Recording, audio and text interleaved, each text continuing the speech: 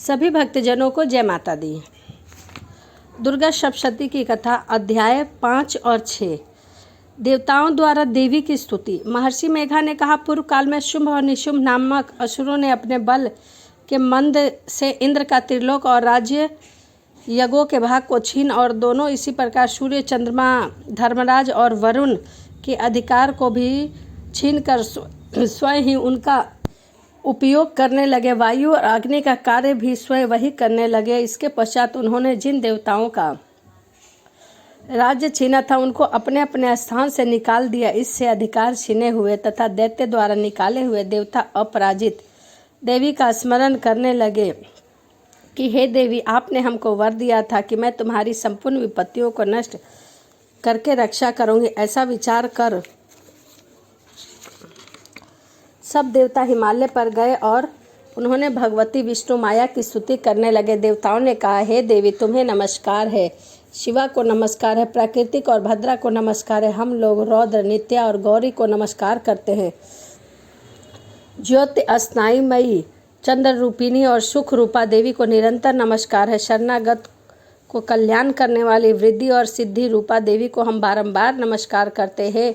नैत्रिति राजाओं की लक्ष्मी तथा स्वर्ण को नमस्कार है। दुर्गा को दुर्ग स्थलों को पार करने वाली दुर्ग पारा को सारा सर्वकारी ख्याति कृष्णा और धूम्रा देवी को सदैव नमस्कार है। अत्यंत सौम्य तथा अत्यंत रौद्र रूप को हम नमस्कार करते हैं, उन्हें बारंबार प्रणाम करते हैं। जगत की आधारभूताकृति देवी को बार बार नमस्कार है। जिस देवी को प्राणी मात्र विष्णु माया कहते हैं उनको नमस्कार है, उनको नमस्कार है, उनको नमस्कार है। जो देवी संपूर्ण प्राणियों में चेतना कहलाती है उनको नमस्कार है, उनको नमस्कार है, उनको नमस्कार है। जो देवी संपूर्ण में बुद्धि रूप में स्थित है उनको नमस्कार है, उनको नमस्कार है, उनको नमस्कार है। जो देवी सब प्राणियों में विद्रा रूप में विराजमान है उनको नमस्कार है, उनको नमस्कार है, उनको नमस्कार है। जो देवी संपूर्ण प्राणियों में शुद्धा रूप में विराजमान है उनको नमस्कार है, उनको नमस्कार है, उनको नमस्कार है। जो देवी संपूर्ण प्राणियों में छाया रूप में स्थित है उनको नमस्कार है, उनको नमस्कार है, उनको नमस्कार है। जो देवी सब प्राणियों में शक्ति रूप में स्थित है उनको नमस्कार है, उनको नमस्कार है,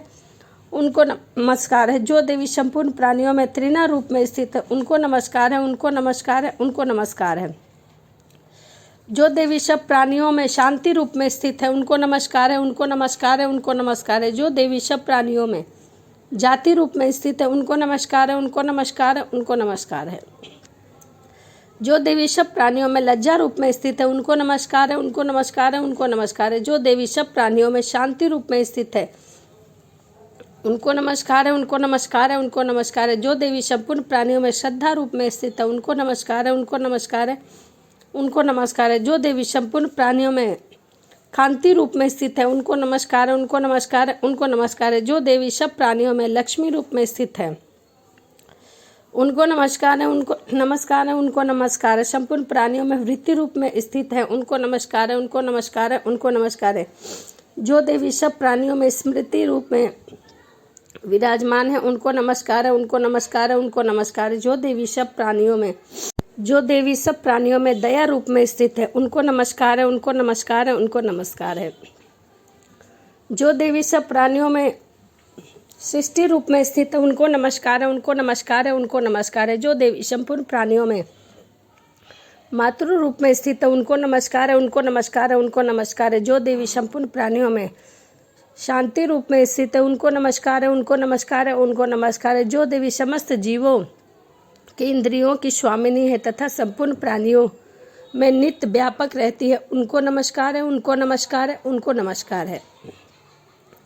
चैत्य रूप में इस संपूर्ण संसार को व्यापक करके स्थित है उनको नमस्कार है, उनको नमस्कार है, उनको नमस्कार। पूर्व काल में देवताओं ने अपने अभीष्ट फल पाने के लिए जिनकी स्तुति की है और देवराज इंद्र ने बहुत दिनों तक जिनका सेवन किया है वह कल्याण की साधना भूता ईश्वरीय हमारी कल्याण और मंगल करे तथा सारी विपत्तियों को नष्ट कर डाले। असुरों के सताए हुए हम संपूर्ण देवता इस परमेश्वरी को इस समय नमस्कार करते हैं तथा जो भगवती स्मरण किया जाए पर तुरंत ही सब विपत्तियों को नष्ट कर देती है वह जगदम्बिका इस समय भी हमारा मंगल करके हमारी समस्त विपत्तियों को दूर करे। महर्षि मेघा ने कहा, हे राजन, इस प्रकार जब देवता स्तुति कर रहे थे तो उसी समय पार्वती देवी गंगा में स्नान करने के लिए आई थी। तब उनके शरीर से प्रकट होकर शिवा देवी बोली, शुंभ दैत्य के द्वारा स्वर्ग से निकाले हुए और निशुंभ के हारे हुए ये सभी देवता मेरी ही स्तुति कर रहे हैं। पार्वती के शरीर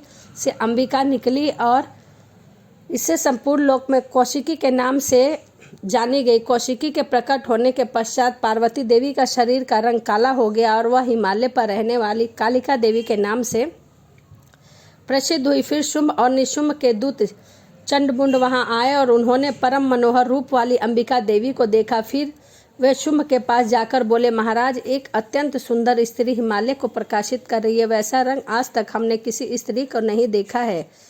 हे असुरेश्वर, आप यह पता लगाएं कि वह कौन है और उसको ग्रहण करें। वह स्त्री स्त्रियों में रतन है, अपनी कांति से 10 दिशाओं को प्रकाशित करती है और वहाँ स्थित है, इसलिए आपको उसका देखना उचित है। हे प्रभु, तीनों लोकों में हाथी, घोड़े और मणि इत्यादि जितने भी रत्न है वह सब आपके पास शोभा मान्य है।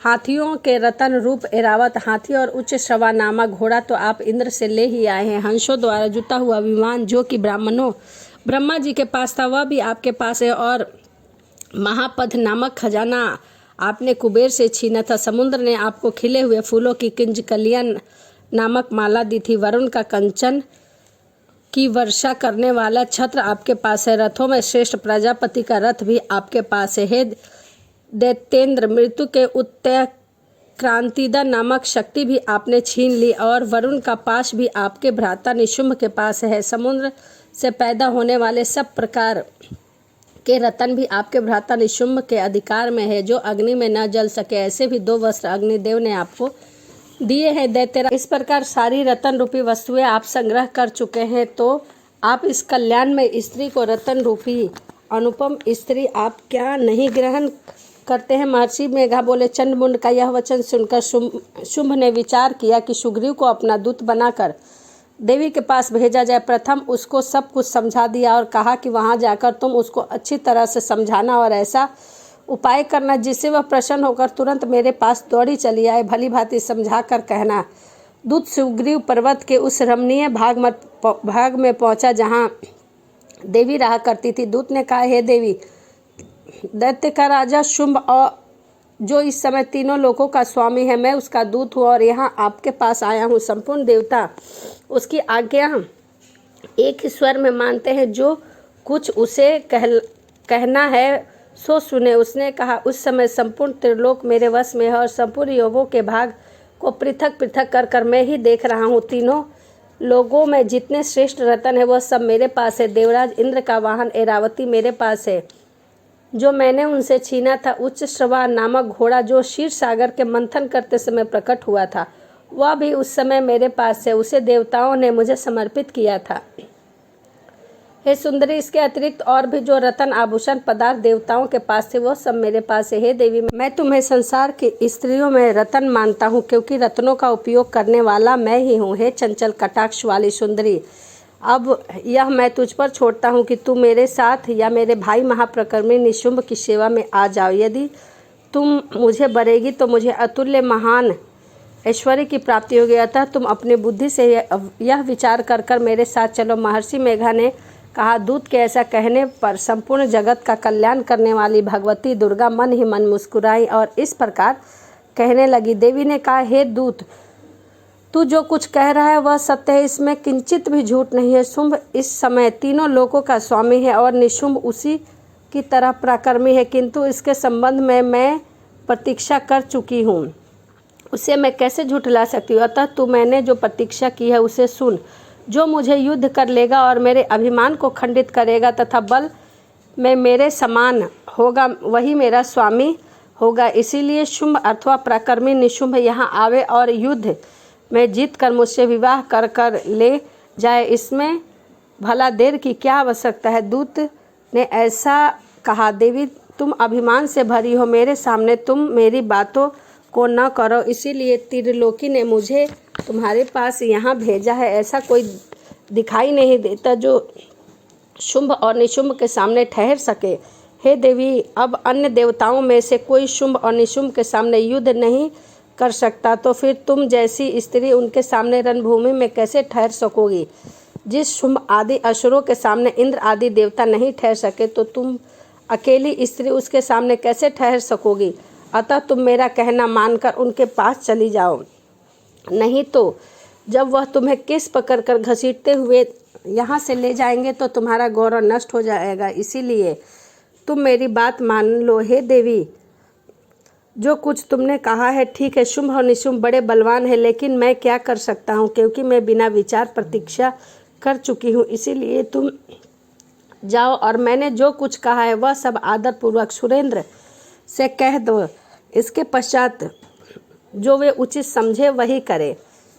दुर्गा सप्तशती की कथा अध्याय 5 यहीं समाप्त होता है। तो चलिए अध्याय 6 शुरू करते हैं। महर्षि मेघा ने कहा, देवी की बात सुनकर दूत क्रोध से भरा हुआ वहाँ से असुरेंद्र के पास पहुंचा और सारा वृत्तांत उसे कह सुनाया। दूत की बात सुन असुरेंद्र ने क्रोध का ठिकाना न रहा और उसने अपने सेनापति धूम्रलोचन से कहा, धूम्रलोचन, तुम अपनी सेना सहित शीघ्र वहां जाओ और उस दुष्ट के केशों को पकड़कर उसे घसीटते हुए यहाँ लेकर आओ। यदि उसकी रक्षा में कोई भी दूसरा खड़ा हो, चाहे वह देवता हो, यक्ष हो अथवा गंधर्व ही क्यों ना हो, उसको तुम अवश्य मार डालना। महर्षि मेघा ने कहा, शुंभ के इस प्रकार आज्ञा देने पर धूम्रलोचन 60,000 राक्षसों की सेना साथ लेकर वहां पहुंचा और देवी को देखकर ललकार कर कहने लगा, अरे तू अभी शुंभ और निशुंभ के पास चल। यदि तू प्रसन्नता पूर्वक मेरे साथ न चलेगी तो मैं तेरे केशों को पकड़कर घसीटता हुआ लेकर जाऊंगा। देवी बोली, असुरेंद्र का भेजा हुआ तेरे जैसा बलवान यदि बलपूर्वक मुझे ले जाए